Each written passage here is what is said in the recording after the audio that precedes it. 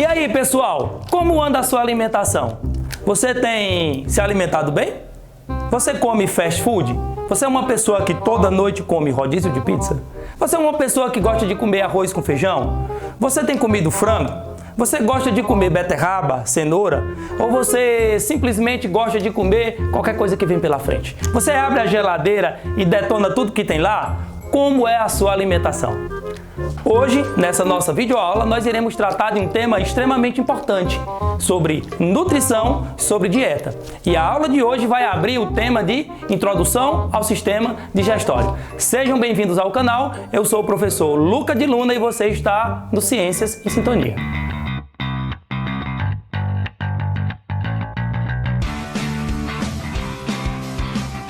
Pois bem, pessoal, o nosso tema é Introdução ao Sistema Digestório. A alimentação vai fornecer para um indivíduo... Eu estou olhando para tu, tá saindo errado ali.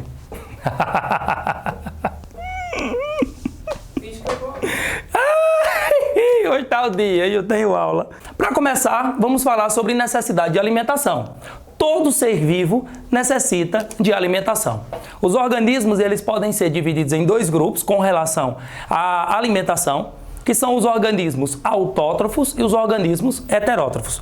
Nossa aula não irá falar sobre esse tema, entendeu? Mas que fique claro, os organismos autótrofos conseguem produzir suas próprias substâncias orgânicas a partir de compostos inorgânicos do meio, enquanto os organismos heterotróficos, eles precisam se nutrir de componentes do meio que servirá de matéria-prima para a produção dos seus compostos. Antes de começarmos a falar sobre os órgãos que fazem parte do sistema digestório, é necessário nós abordarmos o tema sobre a alimentação, sobre dieta.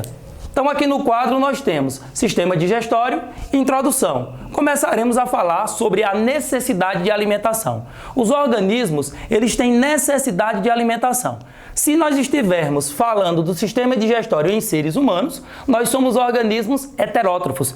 Então os nutrientes que nós precisamos e a energia que nós precisamos para o nosso metabolismo estão diretamente relacionados com a obtenção de alimentos a partir do meio ambiente. Belezinha?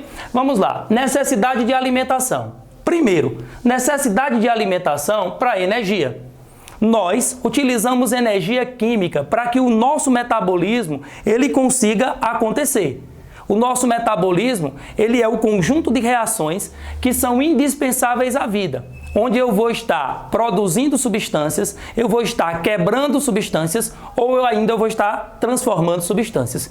Então, por meio da alimentação, eu consigo obter essa energia necessária para a realização do meu metabolismo, ok? Matéria-prima. Por meio da alimentação, também eu vou ter acesso à matéria-prima. Boa parte dos constituintes do nosso organismo não são produzidos diretamente por nós. Nós produzimos a partir de matéria-prima incorporada do meio, ok? Então, nós nos alimentamos para ter acesso a essa matéria-prima. E a nossa matéria-prima é formada por compostos orgânicos e compostos inorgânicos. Compostos orgânicos são as substâncias que são baseadas em cadeias carbônicas, como proteínas, lipídios, carboidratos. E os compostos inorgânicos são os sais minerais, com função reguladora no nosso organismo, na maioria dos casos. Quando a gente fala em dieta, então, dieta é tudo aquilo que você come. Dieta é aquilo que você tem colocado para dentro do seu organismo via alimentação. Não existe eu fazer dieta ou eu deixar de fazer dieta. Você pode ter uma dieta ruim, uma dieta adequada, uma dieta boa ou não. Então, se você não é fitness, se você é uma pessoa que come tudo que você quer comer, se você não está preocupado em manter um padrão alimentar, saiba, você também faz dieta, embora a sua dieta seja inadequada. Vamos aqui. A dieta, ela vai suprir exigências nutricionais. Nós precisamos de nutrientes e esses nutrientes eles entram no nosso organismo por meio da nossa alimentação. Tem que haver um equilíbrio entre consumo, utilização e armazenamento das substâncias que nós estamos ingerindo. Quando você se alimenta e você consome coisas demais, das quais você deveria comer de menos, você tem um problema de equilíbrio. Quando você consome de menos algo que você deveria consumir a mais, você também tem um desequilíbrio, certo? A dieta deve satisfazer, então, 3 necessidades, ok? Fornecimento de energia, constituintes estruturais e nutrientes essenciais. O fornecimento de energia vem por meio dos alimentos. A energia que é utilizada para o funcionamento do nosso organismo é energia química. E essa energia ela é encontrada nas ligações químicas dos compostos orgânicos. Então, parte daquilo que a gente consome, parte daquilo que vem por meio da nossa alimentação é utilizada para fornecimento de energia. E essa energia é necessária para o nosso funcionamento. Nós, para nos mantermos vivos, necessitamos de energia. E essa energia vem por meio da alimentação. Constituintes estruturais. A base de um ser vivo é o carbono. Porque os compostos que existem no nosso corpo, os compostos orgânicos, eles são baseados em carbono. Ok? Então, nós precisamos nos alimentar para termos acesso a uma boa fonte de carbono, para produzirmos nossos carboidratos, os nossos lipídios, ok? E também o nitrogênio. O nitrogênio ele é um elemento essencial para a formação das proteínas. E as proteínas são importantíssimas. Uma classe de proteínas, que é chamada enzimas, elas são as substâncias responsáveis por fazer com que as reações químicas do nosso metabolismo funcionem. Elas catalisam as reações químicas. Logo, não pode de forma alguma faltar nitrogênio na nossa alimentação. Os nutrientes essenciais aqui são aminoácidos, ácidos graxos, vitaminas e minerais. Os aminoácidos se dividem em naturais e essenciais. Os aminoácidos essenciais são aqueles que eu preciso colocar na minha alimentação, porque o meu corpo não produz. Os naturais são aqueles que o meu corpo produz, mas eu preciso ter nitrogênio para poder formá-los. Ácidos graxos, existem os ácidos graxos essenciais, você já deve ter visto em alguma farmácia, vendendo ômega 3 e ômega 6. Então, esses ácidos graxos, eles são importantíssimos para o nosso organismo. E também as vitaminas. Tanto aquelas vitaminas que são dissolvidas em água, ou seja, as vitaminas hidrossolúveis, como aquelas vitaminas que são dissolvidas em lipídios, as lipossolúveis. E ainda os minerais, ok? Tem uma série de minerais que a gente não vai falar aqui, tá bom? Mas que você precisa ficar de olho. O ferro, o cálcio, o potássio, o sódio, todos eles são muito importantes. Eles atuam como fatores enzimáticos, eles atuam como sendo estruturais no nosso organismo, como é o caso do osso, né, que está diretamente ligado com o cálcio e com o fósforo. Ok? Deficiência alimentar. Se você não tem uma dieta adequada, se você não consegue suprir ou cumprir a sua exigência nutricional, você vai ter deficiência. E a deficiência alimentar está colocada aqui em 2 pontos. O primeiro ponto é a subnutrição. Essa subnutrição é a incapacidade que o indivíduo tem de obter uma nutrição adequada, ou seja, quando ele é privado de uma nutrição. Isso ocorre no caso de pobreza, isso ocorre no caso de você ser privado de liberdade, enfim, uma série de fatores que vão levar você a ter essa incapacidade de conseguir obter uma nutrição adequada. Então vai faltar os nutrientes e seu corpo ele vai ter problemas de desenvolvimento, ele vai ter problemas de crescimento, ele vai ter problemas de funcionamento, tá bom? E a desnutrição. A desnutrição é quando você não consegue doar para o corpo alimentos que forneçam energia. Então, se cessa a entrada de energia, o seu organismo ele vai passar por um processo muito ruim chamado catálise. Ele vai começar a quebrar as próprias estruturas do organismo a fim de conseguir manter a energia do metabolismo. Então, você vai degradar carboidratos, você vai degradar lipídios, mas também você vai degradar proteínas. Tá bom? Então, o seu organismo ele acaba sendo degradado para que o fornecimento de energia seja suprido. Belezinha?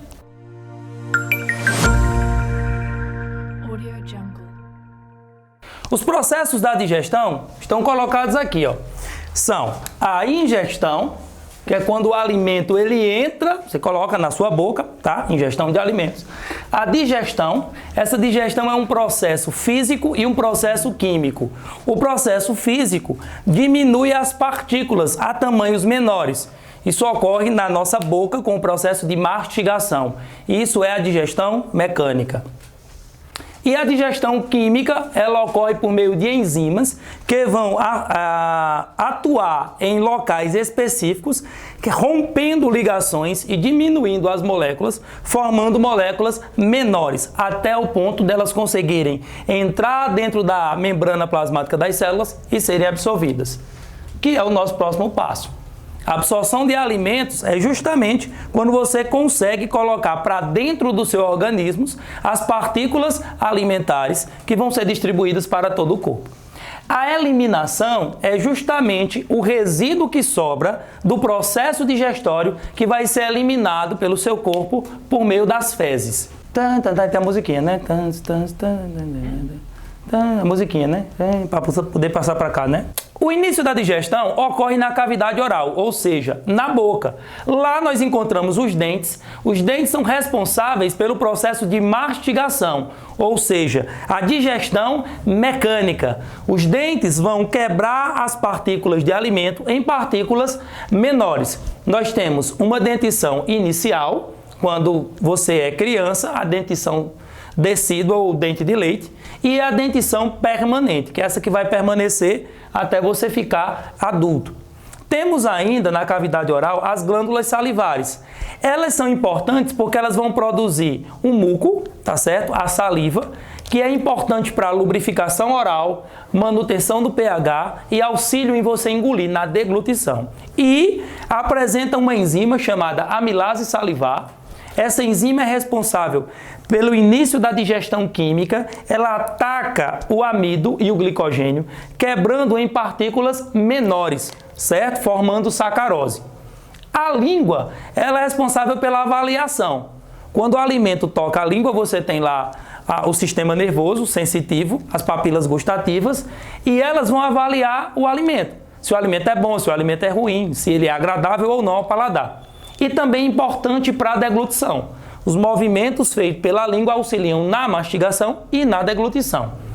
Quando o alimento sai da cavidade oral, ele vai passar para a faringe, que fica na região da sua garganta, ok? A faringe se comunica na parte superior com a cavidade nasal e a cavidade oral, e na parte inferior tem uma bifurcação. Um caminho vai levar ao pulmão pela traqueia e pela laringe, ok? Nós não iremos tratar disso porque isso é sistema respiratório. E a parte de baixo que vai se comunicar com o esôfago. O esôfago é um tubo também muscular, onde vai iniciar o peristaltismo, que é um movimento, ok? Sempre do início dele em direção ao estômago, ok? E o alimento vai ser empurrado sempre que você engole. Então você engole o alimento, ele vai chegar no esôfago, esse esôfago vai começar um movimento peristáltico. A deglutição, até a deglutição você controla o movimento. Então o que tem na sua boca, como um chiclete, por exemplo, você comanda. Você cospe ou engole. A partir do momento que o alimento chega no esôfago, esse alimento ele vai seguir um trajeto involuntário através desse peristaltismo. Então, os movimentos peristálticos não dependem da nossa vontade. Na boca, nós conseguimos controlar o alimento. Então, nós só vamos deglutir aquilo que a gente quer. Mas a partir do momento que o alimento chega no esôfago, todo o processo daí até completar as etapas de processamento do sistema digestório será independente da sua vontade. O sistema nervoso e a alimentação. Juntamente com o sistema digestório, existe o sistema nervoso, pelo menos nessa primeira parte aqui, que é a parte de alimentação. Então, nós temos as papilas gustativas na língua, elas são responsáveis por sentir o gosto, tá? E nós avaliamos esse gosto, como eu disse, se isso vai ser doce, azedo, salgado, se é agradável ou não. Nós temos a visão. A visão é muito importante porque o cérebro, ele identifica a maioria das coisas do ambiente externo por meio da visão. Então, se o prato é saboroso, se as cores são interessantes, se o formato, então toda aquela estrutura de visão serão importantes no processo de alimentação. Os receptores olfativos também. Na cavidade nasal, você tem os receptores olfativos. Geralmente, há uma associação entre o sistema gustativo, aqui, as papilas, e os receptores do olfato. A junção disso dá o sabor. Somando-se a isso, você tem a visão. E o conjunto vai gerar uma memória gustativa. Então, você aprende a gostar de um alimento Você aceita ou você rejeita. Uma criança, ela deve ser iniciada a vários alimentos, dependendo da idade, dependendo do alimento. Então ela vai provando todos os tipos de comida. E ela vai começando a ter a ideia de é bom, é ruim, eu gosto, eu não gosto. Quando as crianças elas não têm esse incentivo, que chega lá na adolescência, elas vão ter problemas. Elas não vão querer comer qualquer coisa. Elas vão comer o quê? Coisas que têm lipídios, porque isso dá uma sensação prazerosa. Ok? No entanto, quando você vai crescendo também, você começa a ter a ideia de o que faz bem e o que faz mal. Por isso que uma pessoa, ela toma uma medicação, às vezes a medicação não tem um gosto tão agradável, mas mesmo ela sabendo disso, ela entende que aquilo é para uma boa causa. Então ela vai pegar essa memória gustativa que ela tem de algo que não é tão agradável, mas ela vai simplesmente inibir isso porque tem uma causa maior. Beleza? A memória gustativa é importante, ela está relacionada com uma série de coisas, inclusive com a sua noção de mundo, com a afetividade. Às vezes você lembra de um sorvete e pensa em alguém com quem você estava tomando aquele sorvete. Ou você pensa em pizza e lembra de uma situação. Tá? Então tudo isso gera uma memória gustativa. Quando você pensa em um alimento que você costuma comer ou tomar, ou algo que você gosta muito, e você mentaliza, pensa naquilo, então o seu organismo se prepara para receber aquele tipo de alimento. A digestão, ela ocorre em sequências. Nós temos os órgãos do sistema digestório, por onde os alimentos vão percorrer, e nesse percurso você vai ter o processo digestório. O processo digestório ocorre por ação enzimática, tá? Por meio de sucos. Esses sucos vêm de secreções. O único suco que não vai ter uma secreção enzimática é a bile. Fora ele, todos os outros vão apresentar enzimas, como o suco salivar, que é a saliva, o suco pancreático, produzido pelo pâncreas, tá? E o suco entérico, produzido pelo intestino. As glândulas anexas são os órgãos que produzem os sucos, mas que o alimento não passa por dentro deles. Eles são conectados por meio de um ducto aos órgãos por onde o alimento vai passando e vai sofrendo a digestão. Existem ainda os movimentos peristálticos, que são os movimentos involuntários que vai empurrando o alimento órgão a órgão durante todo o trato digestório. E existem ainda os anéis, chamados esfíncteres, que vão controlar o fluxo de substâncias no sistema digestório. Essa foi a introdução do sistema digestório. Você está no canal Ciência em Sintonia. Eu sou o professor Luca de Luna e até a próxima.